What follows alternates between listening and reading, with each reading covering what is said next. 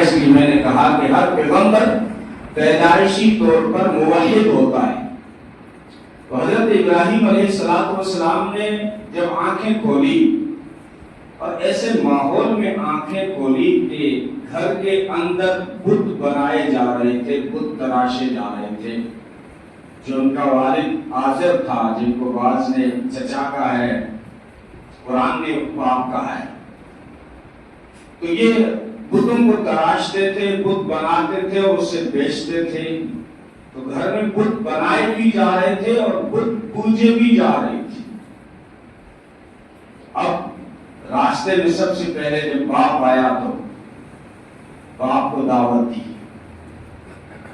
اب یہ قرآن کریم حضرت ابراہیم علیہ السلام کا ذکر اتنا خوبصورتی سے قرآن کریم میں کرتا ہے. تقریباً 69 مرتبہ اللہ نے قرآن میں حضرت ابراہیم کا نام لیا ہے.